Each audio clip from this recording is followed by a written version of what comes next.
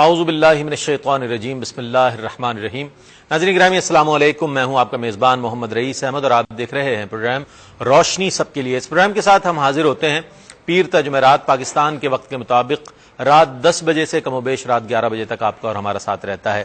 ایک موضوع کا انتخاب کیا جاتا ہے اور اس موضوع سے متعلق چند سوالات کو پروگرام کا حصہ بنایا جاتا ہے۔ ان سوالات کو علماء حضرات، مفتیان دین اور اسکالرز حضرات کی خدمت میں پیش کیا جاتا ہے اور ان سوالات کے جوابات کو آپ تک پہنچایا جاتا ہے۔ الحمدللہ ہر موضوع ایک ایسا موضوع ہوتا ہے کہ جس میں ہمارے لیے بہت سی تعلیمات موجود ہوتی ہیں، اصلاح احوال کے حوالے سے بہت اہمیت رکھتے ہیں موضوعات۔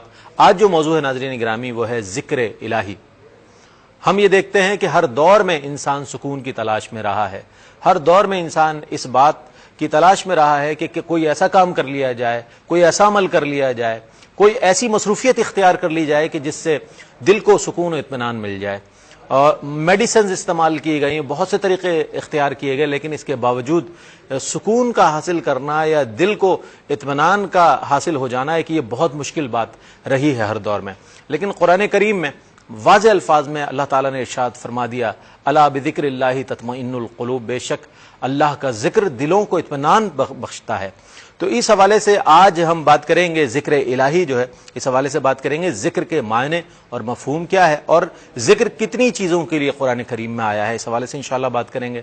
قرآن اور حدیث کی روشنی میں ذکر کی اہمیت اور فضیلت کے حوالے سے بات کریں گے، ذکر جلی ذکر خفی کے حوالے سے انشاءاللہ بات کریں گے اور بہت سی باتیں انشاءاللہ اس سے متعلق۔ میں چاہوں گا آپ بھی اس حوالے سے ہمارے پروگرام کا حصہ بنیں اور آپ کے سوالات بھی اس پروگرام کو مزید بہتر بنانے میں ہمارے ساتھ تعاون کریں۔ تو آپ کے لیے بھی کالز کے لیے دروازے کھلے ہیں، آپ کال کر سکتے ہیں۔ علامہ سید مظفر حسین شاہ صاحب ہمارے مہمان ممتاز و معروف عالم دین، ایک ایسے عالم دین ماشاءاللہ جن سے آپ سب بہت پیار کرتے ہیں، بہت احترام کرتے ہیں اور بہت مدلل گفتگو فرماتے ہیں۔ آج میرے ساتھ موجود ہیں علامہ صاحب، السلام علیکم۔ السلام علیکم۔ آپ کے ساتھ تشریف رکھتے ہیں عہد حاضر کی ایک ممتاز و معروف شخصیت، ایک ایسے ریلیجیس اسکالر ماشاءاللہ جو بہت عمدہ انداز تکلم رکھتے ہیں اور بہت علمی گفتگو فرماتے ہیں، پروفیسر انوار احمد زئی صاحب ہمارے مہمان ہیں۔ سر السلام علیکم۔ وعلیکم السلام۔ اور آپ کے ساتھ تشریف رکھتے ہیں ممتاز و معروف شخصیت مفتی ابو بکر صدیق شاذلی القادری صاحب، ممتاز و معروف عالم دین ہیں ماشاءاللہ، پوری دنیا میں ماشاءاللہ آپ کے چاہنے والے موجود ہیں، آپ کا احترام کرنے والے موجود ہیں، ہمارے پینل کا حصہ ہیں۔ مفتی صاحب السلام علیکم۔ وعلیکم السلام ورحمۃ اللہ۔ علامہ صاحب فرمائیے گا کچھ اس حوالے سے کہ ذکر قرآن کریم میں کن کن معنوں میں آیا ہے اور کس کس طور پر ہم اس کو سمجھ سکتے ہیں؟ بسم اللہ الرحمن الرحیم۔ دیکھیے اللہ رب العالمین جل مجدہ کا ذکر یہ تو انسان کی زندگی کا اصل رسول ہے، بلکہ اس کائنات کی اصل اور اس کائنات کی وجہ ہے۔ جس طرح کہ آپ نے خود اپنے مقدمے میں اس بات کو ذکر فرمایا کہ اللہ رب العالمین جل مجدہ نے انسان کی سکون اور دل و دماغ کے سکون کو جس بات پر موقوف کیا ہے وہ اللہ رب العالمین کی یاد ہے کہ الا بذکر اللہ تطمئن القلوب، کہ تمہارے مضطرب اور تمہارے پریشان حال دل کی طرف اگر کوئی چیز اس کو اطمینان اور قرار دے سکتی ہے وہ ہماری یاد ہے اور ہماری طرف اس کی طرف رغبت ہے۔ یعنی کہنے کا مقصد یہ کہ تمام کائنات اللہ رب العالمین جل مجدہ کی دعوی توحید اور اس کے وجود کی دلیل ہے، تو لہٰذا جب اس کو اس کی یاد کے ساتھ آراستہ کیا جاتا ہے تو انسان اور انسان کے لیے جو چیزیں بیان کی گئی ہے، رکھی گئی ہے، انسان کما حقوق اس سے استفادہ کر سکتا ہے۔ ٹھیک ہے۔ اور قرآن کریم نے ایک جگہ پر نہیں بلکہ کئی جگہ پر جو ہے وہ کثرت کے ساتھ اس بات کا ذکر ہوا اور بلکہ ذکر کو بھی کثرت کے ساتھ کرنے کا حکم دیا گیا۔ کیا بات؟ جس طرح کہ قرآن کریم میں سورۃ الاحزاب کے اندر ذکر کیا کہ یا ایھا الذین آمنوا اذکروا اللہ ذکرا کثیرا وسبحوہ بکرۃ وأصیلا، کہ ایمان والو کثرت کے ساتھ اللہ رب العالمین کا ذکر کرو اور صبح شام اس کی پاکی کو تم بیان کرو۔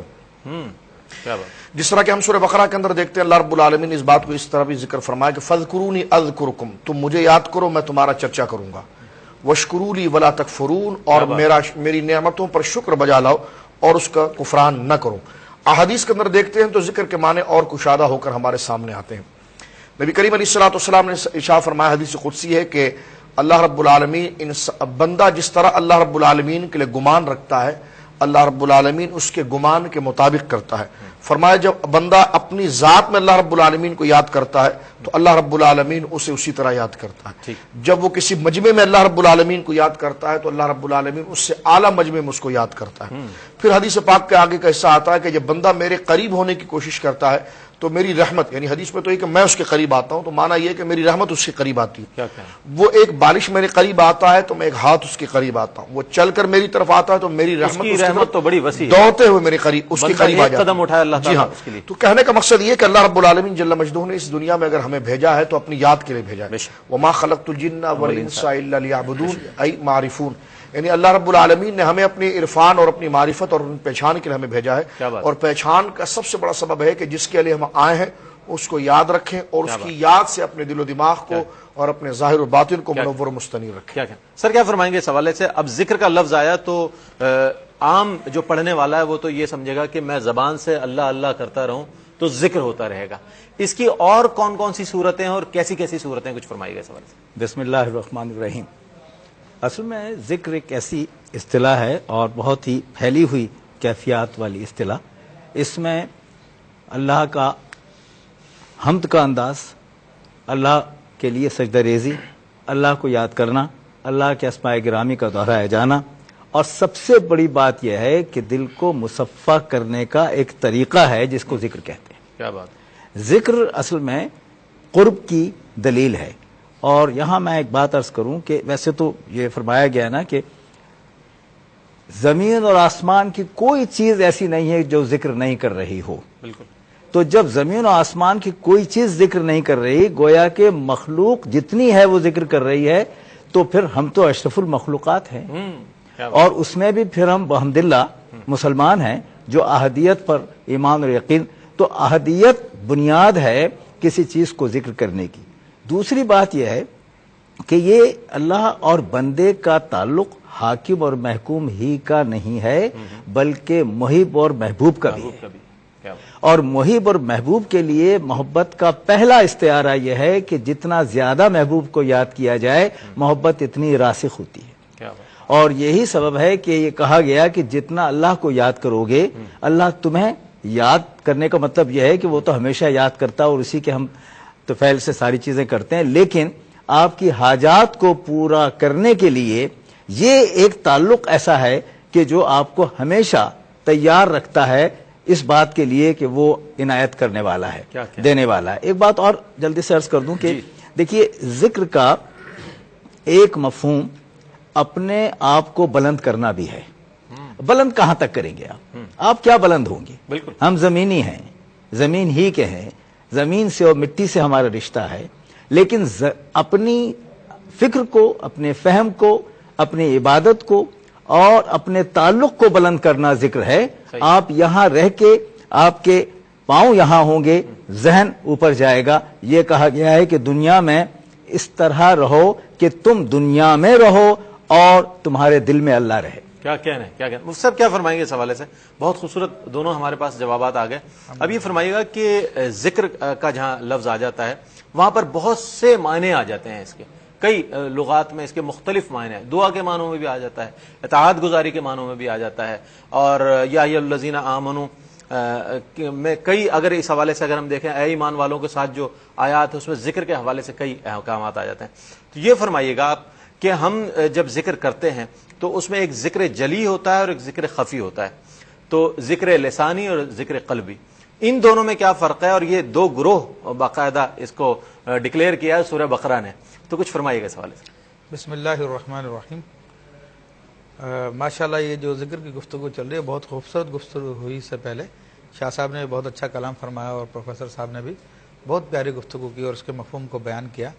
جو بات آپ نے بیان کی ذکر جلی اور ذکر خفی کے حوالے سے، تو لفظی طور پہ تو یہ کہا جاتا ہے کہ جو ذکر چھپا ہوا ہو اس کو خفی کہتے ہیں، اور جو ظاہر ہو زبان سے کیا جاتا ہے تو اسے جلی کہتے ہیں۔ لیکن پھر اس کی اقسام ہے اور کون کون سے طریقے اس میں رائج ہیں، تو وہ ساری کی ساری ایک بڑی تفصیل ہے۔ البتہ یہ کہ انسان اللہ تبارک و تعالیٰ کی یادوں میں گم رہے تو، اور زبان سے جب کچھ نہ کہے تو پھر وہ ذکر خفی میں آ جاتا ہے۔ پھر اس کے طریقے بھی ہیں جو باقاعدہ بزرگان دین تعلیم فرمائے ہیں، تو یہ خاص یعنی دو صورتیں ہوگی، ذکر جلی کی اور ذکر خفی کی۔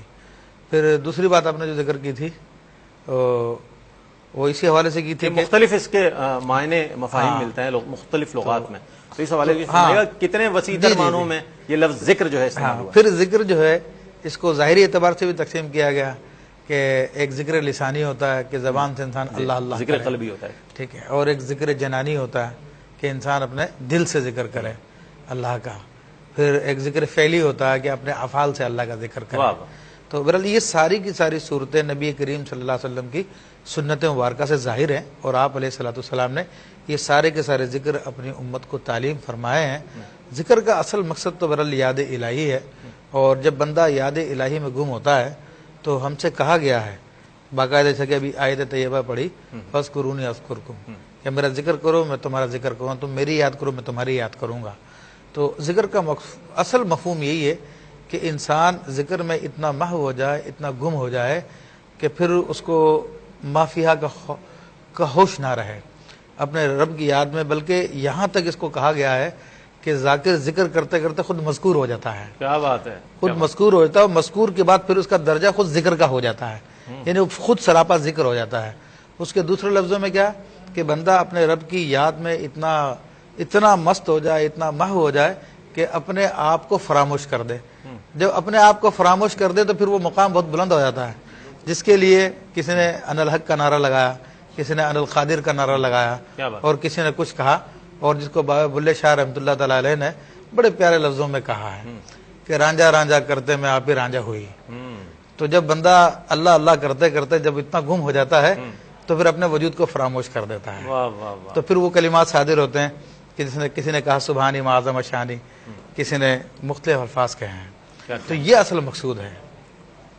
کیا فرمائیں گے علامہ صاحب اس حوالے سے کہ اگر ذکر کو بطور خاص نماز کے لیے کہا جائے کہ ذکر جو لفظ آیا ہے نماز کے لیے آیا ہے، یا ایھا الذین آمنوا اذا نودی للصلاۃ من یوم الجمعۃ فاسعوا الی ذکر اللہ وذروا البیع، یہ فرمائیے گا کہ یہاں پر جمعے کا بھی ذکر آ رہا ہے، کیا یہ نماز کے لیے خاص طور پہ ذکر کا لفظ استعمال ہوا ہے، یہ دیگر معنوں میں بھی ہم دیکھیے حضرت نے جس طرح بھی ذکر کے اور اذکار کے اس کے معنی اور اس کے مادہ اشتقاق کے حوالے سے، مختلف اس کے متعلقات کے حوالے سے اس کے معنی اور اس کے مفاہیم کو اس کے مراد کے اعتبار سے ذکر فرمایا.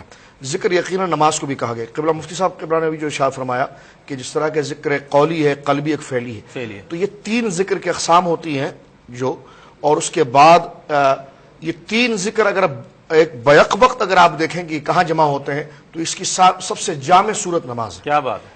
نماز میں آپ کا دل بھی ذکر کرتا ہے، آپ کی زبان بھی ذکر کرتی ہے، اور آپ کے جسم کے اعضاء بھی ذکر کرتے ہیں، یعنی انہی کلمات پر وہ چلتے ہیں اور اترتے ہیں. نہیں یعنی وہ نماز میں قطع کلامی کے ساتھ جو واقعتاً نماز کا طریقہ ہے.